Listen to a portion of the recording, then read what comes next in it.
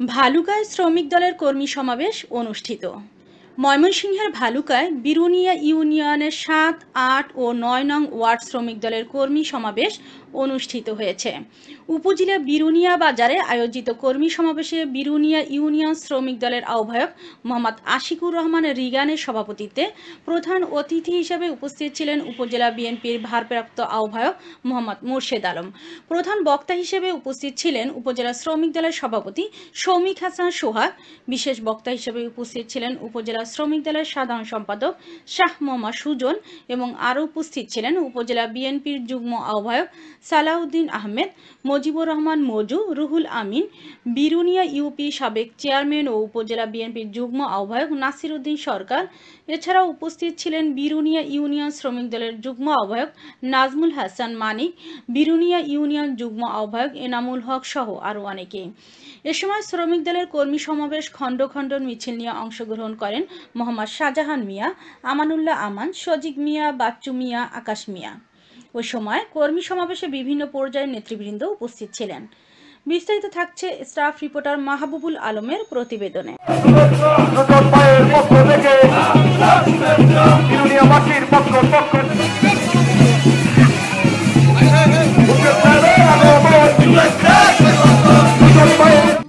আস্তে আস্তে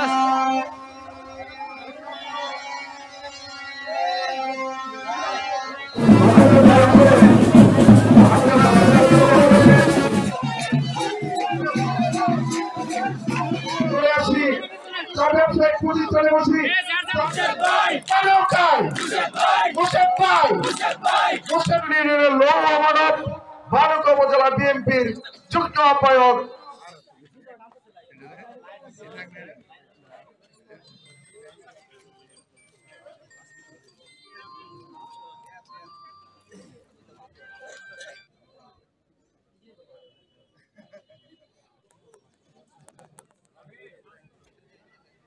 মানুষ দেখে যাতে বুঝে যে আপনারা বিএনপি করেন।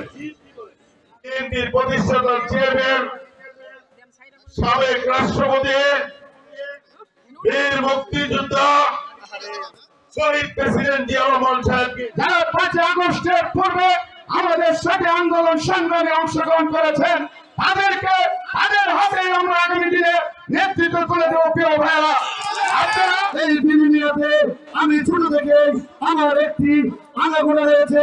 এই বিরুনিয়ার প্রত্যেকটি নেতা কর্মী আমি মনে করি তার একটি কর্মী একটি সোনার